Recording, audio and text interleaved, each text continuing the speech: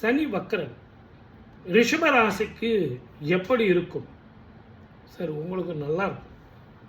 10ஆம் இடத்துல போய் அவருடைய பார்வை பார்க்க போகுது. இது எல்லாத்தை விட குரு 3ஆம் இடத்துல போய் உச்சம் பெற்று இருக்கிறார். அதனால நீங்கள் ரொம்ப நாளாக எதிர்பார்த்துட்டு இருந்த அந்த உத்தியோகத்தில் உயர்வு, செய்கிற தொழிலில் மேன்மை, மன நிம்மதி, உடல் ஆரோக்கியம், இதை எல்லாத்தை விட திருமணம் தடைப்பட்டு போயிருந்தால் அந்த திருமணம் நடக்கும். இது 135 நாள் தான் இருக்கார். அந்த 135 நாள்லேயே உங்களுக்கு உங்களது திருமண வாழ்க்கையில் உள்ள தடைகள் போகும். எங்கேயாவது கோயிலுக்கு போய் ஏதாவது பரிகாரம் பண்ணுமானா தயவு செஞ்சு நல்லா புரிஞ்சுங்க. திங்கக்கிழமை தோறும் உங்கள் வீடு பக்கத்தில் இருக்கிற சிவன் கோவிலுக்கு பால் அபிஷேகத்துக்கு பால் வாங்கி கொடுங்க, பன்னீர் வாங்கி கொடுங்க. இந்த பாலும் பன்னீரும் வாங்கி கொடுத்தீங்கன்னா அது ஆணாக இருக்கட்டும் பெண்ணாக இருக்கட்டும் திருமண வாழ்க்கையில் உள்ள தடைகள் போகும். இதை எல்லாத்தோட வெளிநாட்டில் போய் படிக்கணும்னு நினைக்கிறவங்க, வெளிநாட்டில் போய் நான் வேலை செய்யணும் சார், இல்லைன்னா நான் வெளிநாட்டில் வேலை செஞ்சுக்கிட்டு இருக்கேன், விசா கிடைக்குமா, க்ரீன் கார்டு கிடைக்குமா அப்படிங்கிறவங்களுக்கு கிடைக்கும். இல்லை சார் நான் அங்கே ஒரு டெம்பரவரி உத்தியோகத்தில் இருக்கேன், அந்த உத்தியோகத்தில் இருந்து நான் வேறு வேலைக்கு ட்ரை பண்ணிகிட்டு இருக்கேன், நான் அதாவது படிப்பை கூட முடிச்சிட்டேன், ஆனால் இப்போ எனக்கு வேலை கிடைச்சதுன்னா இந்த எக்ஸ்டெண்ட் பண்ணுறதுக்கு நல்லா இருக்கும் சார்னா கிடைக்கும். குழந்தை பாக்கியம் ரொம்ப நாளாக தட்டிக்கிட்டு இருக்கு சார், எனக்கு குழந்தை பாக்கியம் கிடைக்குமானா கிடைக்கும். ஐஓஎல்ல ஐவிஎஃப்ல நீங்களும் உங்கள் மனைவியும் போய் டாக்டர் செக்கப் போங்க. ஆயுர்வேதிக் அது இதெல்லாம் வேண்டாம், வேறு டாக்டரை போய் பாருங்கள். அயர்ன் அண்ட் ப்ரோட்டீன் டிஃபிஷியன்சி தான். செப்டம்பர் மாதத்துக்கு பிறகு பிஃபோர் டிசம்பர் இந்த சனீஸ்வரர் வக்கரம் முடியறதுக்குள்ளேயே உங்களுக்கு குழந்தை பாக்கியம் கிட்டும், சத்சந்தானம் கிடைக்கும். சந்தானம் சத்சந்தானம், நல்ல குழந்தைகள், படிக்கக்கூடிய பேர் சொல்லக்கூடிய குழந்தைகள் கிடைக்கும். அதே நேரத்தில் உங்களுக்கு பெரியவங்க யாராவது வீட்டில் இருந்தாங்கன்னா அவங்க உடல்நிலை சரியில்லாமல் இருந்தாங்க இல்லையா, அவங்களுக்கெல்லாம் மருத்துவ செலவு குறையும். பெரிய பெரிய ஆப்ரேஷனு அது இது 2-3 டாக்டர்கிட்ட போனேன் அப்படின்னு சொல்கிறவங்கெல்லாம் கூட ஈஸியாக சின்ன சின்ன பக்கத்துலேயே தெரு முனையில் இருக்கிற ஒரு டாக்டர்கிட்ட போய் ஒரு சிம்பிளான ஒரு டேப்லெட் கொடுத்தீங்கன்னா அவங்க எழுந்து நடமாட ஆரம்பிச்சிடுவாங்க.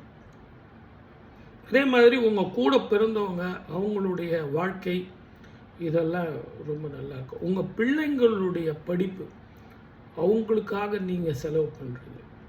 அவங்க ஃபாரின் போகணும், இல்லை ஒரு பர்டிகுலர் யூனிவர்சிட்டியில் அதே மாதிரி மெடிக்கல் சீட் கிடைக்குமா சார், நீட்டில் பாஸ் பண்ணிட்டாங்க, அவங்க கொஞ்சம் பணம் கட்ட சொல்கிறாங்க, ஒரு 10% கட்டுங்க இல்லை ஒரு 20% கட்டுங்கிறாங்களே, கட்டலாமா, இந்த குழந்தை படிக்குமா அப்படின்னா நிச்சயமாக படிக்கும். அதே நேரத்தில் மேலதிகாரிகள் தொல்லையெல்லாம் இருந்ததே அதெல்லாம் போயிடுமா அப்படின்னா நிச்சயமாக போயிடும். இந்த ஷேர் மார்க்கெட்டில் இருக்கிறவங்க தயவு செஞ்சு நீங்கள் சொன்னால் அடுத்தவங்க நிறைய பணம் சம்பாதிப்பாங்க.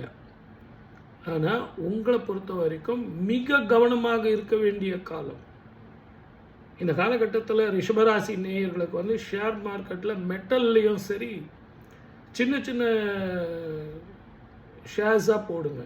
ரொம்ப பெரிய ஷேராக வாங்கி 1000 rupees 1100 2000 இல்லை சார் அந்த ரேஷியோவில் எனக்கு லாபம் கிடைக்கும் அப்படின்னு சொன்னீங்கன்னா அது வேண்டாம். ஒரு நாளைக்கு ஒரு 5 ரூபா கிடைச்சா போதும், 3000 ரூபா 2000 ரூபா கிடைச்சா போதும், 1000 ரூபா கிடைச்சா கூட போதும். சிறுக கட்டி பெருக வாழுங்க. ஷேர் மார்க்கெட் மாத்திரம் ஒரே நாளில் 10,000 ரூபா வரணும் 20,000 ரூபா வரணும்னு அப்படி எதிர்பார்க்கறத விட 500 ரூபா 1000 ரூபா வந்தால் போதும். அதுவே உங்களுக்கு ஸ்டாண்டர்டாக வந்ததுனாலே நல்லாயிருக்கும். உடல் ஆரோக்கியம் தேர்மா சார், எனக்கு கோல்ட் அண்ட் காஃப் இருக்கேன், பெங்களூரில் வேலை கிடைக்கிது, ஹைதராபாத்தில் வேலை கிடைக்கிது, நான் அங்கே போகட்டுமா, எனக்கு நல்லா இருக்குமா, கணவன் மனைவி பிரிஞ்சு இருக்கோம் சார், சேர்ந்து வாழலாமான்னா நான் சொன்ன அந்த திங்கக்கிழமையில் சிவபெருமானுக்கு பால் அபிஷேகம் பண்ணி பாருங்களேன், அற்புதமான பலன் கை மேலே கிடைக்கும்.